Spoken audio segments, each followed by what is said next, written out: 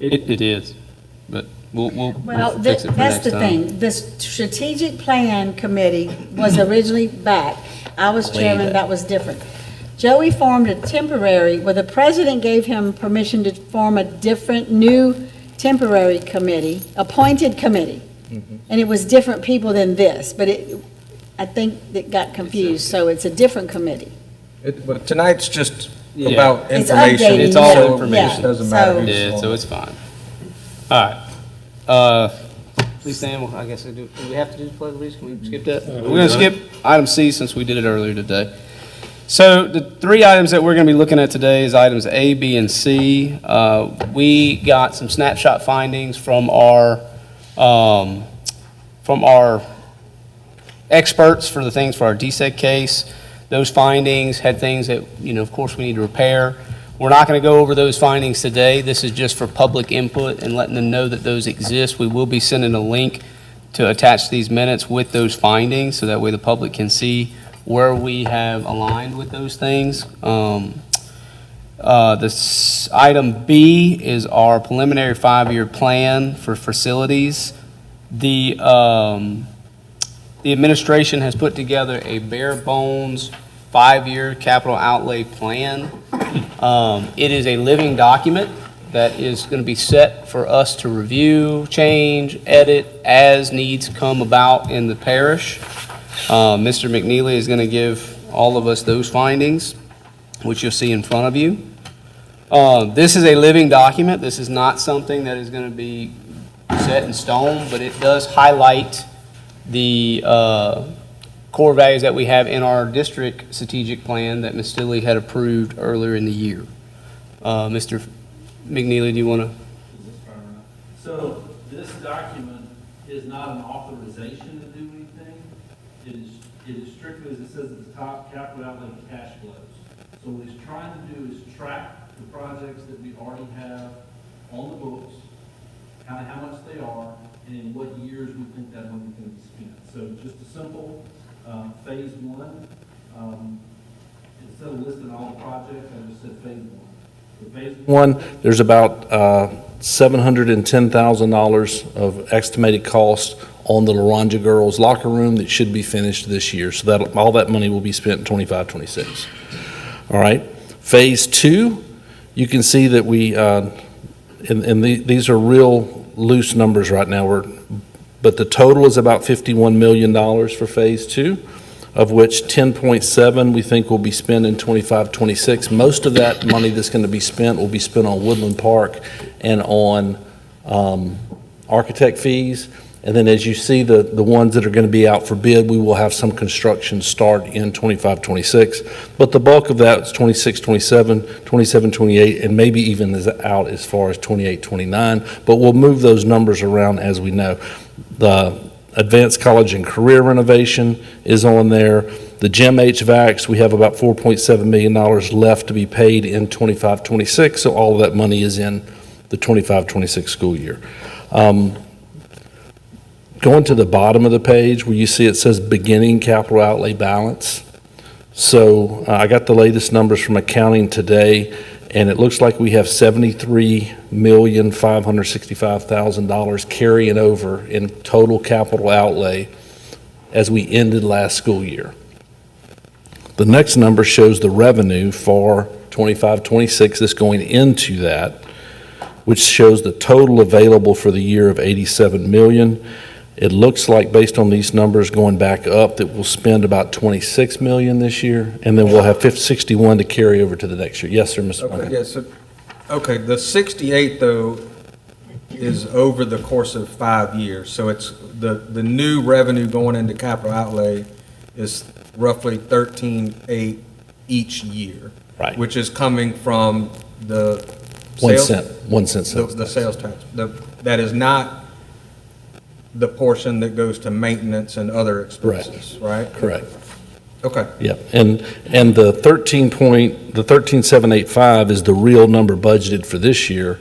The rest of them are estimates, because that number may go up or down depending on what you choose to appropriate, how much you want to put in maintenance, how much you want to put in capital outlay. Yes. And have we finished, so part of that second sales tax penny I think it was roughly about $1 million a year was going to pay off the bond for O.W. Dillon. Is that accounted, or is that done? Are we? I think that's done this year. I don't have it in front of me. That's in debt service. It's in a different But it- I spot. just But wanna yes, make but sure that we're money not- could then be rolled into to anywhere you want to spend it in the general fund or debt Or service or capital capital outlay. Which Yes. is where it used to go before Okay. we started paying, okay. So, So that's what that 13,785 is, the portion of the second sales tax penny that is, we've been doing towards capital outlay projects. correct. And at the bottom of the listing, you see it says small, school, small capital outlay. So that's the $2.8 million a year that's going into the small capital outlay. One thing, while y'all are here, we've talked with the principals, and we think for clarity, it's going to be easier if we take their small capital outlay money and the general allocation money and just put it in one pot for them. So they're not having to decide general allocation versus small. It's basically, we're going to call it school allocation, if y'all are okay with that. It still would follow the same approvals, but we have two pots that don't really make sense to have two different pots, if that's okay with y'all. So, Some question, I have another question. yes, So before Ida, when we got insurance money to basically replace every roof, it was the long-term practice of the district to every year allocate a certain amount of money into roof fund. reserve to a roof fund. yeah. Is that, It's in this total. It's in that total 73 it's in that million. total of 13, so that would need to come off, whatever we allocate, that needs to be, Taken out. we need Well, to figure out, Yes, this whole, so without having the full budget in front of me, capital outlay, this is giving you a summary of the total capital outlay, but then you can go and there's individual buckets. One of them is the air conditioning one of them is roofing, one of them is leftover of phase one in each phase two project. I guess what I'm getting at is I don't want people to see this document like, dang, they got 60-something million dollars that's, they don't even know what they're going to do with it yet, when in reality, Some of that's we, some of that has to be Yes. reserved for the long-term strategic plan related to aging roofs. Some of it's got to be, you Okay. know, long-term air conditioning needs, right? And- Right, so what I can do, I can either pull that out of here, or I can come down to the bottom and have reserve for roof, reserve for however y'all would like to. And this is really an internal document, and this is cash flow. This is not, I'm getting wonky accounting on you. This is not accrual-based accounting the way it is accounted for in the system, because when you sign a contract with a contractor for $14 million, it's encumbered and taken out of the fund balance. But we don't necessarily need all that cash in year number one. It may take 3 years to spend that cash. This is strictly cash basis. Okay.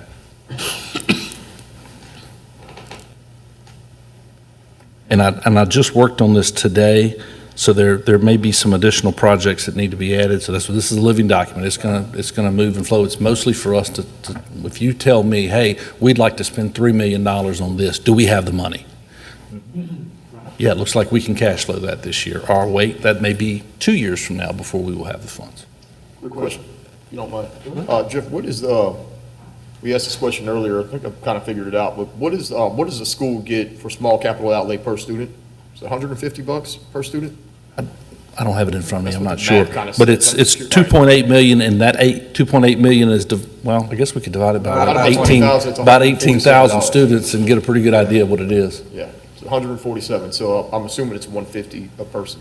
Okay, that's probably about right. Gotcha, just out of curiosity, I was asking that. So that number's gonna pretty much stay the same unless counts go up or down, you know, okay. Any other questions for Mr. McNeely?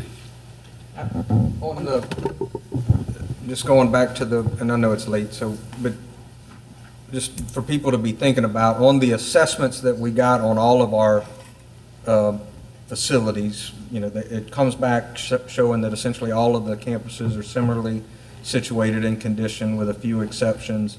But then also the recommendations are that we focus on, like, that we prioritize addressing those assessments going forward, and they put them in different categories. So, I mean, and just looking at it, we don't get out of category one with $50 million. I mean, which that's just trying to make sure these buildings don't deteriorate further. I mean, is that a fair Yeah, I think so. statement? One of the things that took place is after those all 20-something assessments were done, not just the 11, but all of them, CSRS took those and compared them to all of the work that's been done since they were done.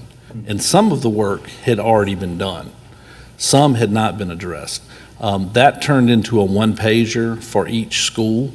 That has now been given, and maintenance department is going through there, and that is part of their priority list, looking to start addressing those items.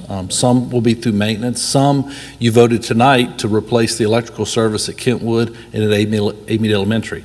Those are in those assessments. So we're addressing the items. What we needed to do a better job of is communicating what we're addressing, instead of it just seemed like, oh, you're not addressing. Y'all have heard it all. You're not addressing anything.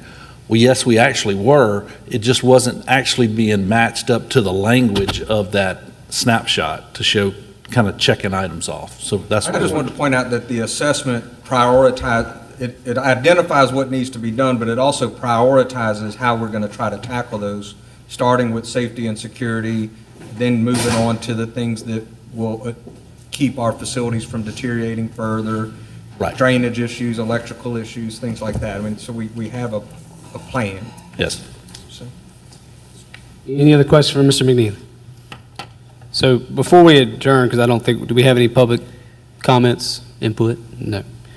Before we adjourn, like I said, just for the rest of the boards and for everybody that watches this, the reason why this committee was really brought back is because I know a lot of us get a lot of questions about facilities. We get a lot of questions about what's coming to my area. And sometimes we as board members, we don't know, because there might be something maintenance is working on that we haven't been privy to yet. There might be something that we have a wish list that we like to call as board members that we will try our hardest to try to get done. This committee is going to be the most it needs to be very transparent for all of our people, all of our stakeholders in the parish, of one, what money we have to spend, what our facilities look like now, and where we expect them to look in the next 5 years. It's a living document. If a school burns down tomorrow, of course it's going to get bumped a lot higher in priority than where it may sit right now. This is to just show the people that we are working very diligently to get their facilities back on track, and to make sure that we have a public record of what we are working on and where we're going. So if you're on this committee, make sure that you release that to your constituents. Hey, we have public snapshots on every school that we have. Go see where we fall. See what we're doing about it. Show the plan that's being worked, and look at the funds we have to work with. Mr. McNeely did a great job on outlining this. If you notice, that balance fund goes down a good bit every single year. This is only 5 years. We know we have at least 10, 15 years of facility upgrades we got to do, and that money's going down, not going up. We got to be very responsible with the funds that we allocate and where we tackle it. And that's what this committee is for. It's to really bring it to the community, let them have their public input, let us have our input, so we can bring it to capital outlay, and we have all the ducks in the row. Other than that, Mr. McNeely, thank you so much for this. We're going to put that link for those snapshots in this, hopefully sometime this week, so that way the public will have them. Other than that, with no other committee input, meeting adjourned.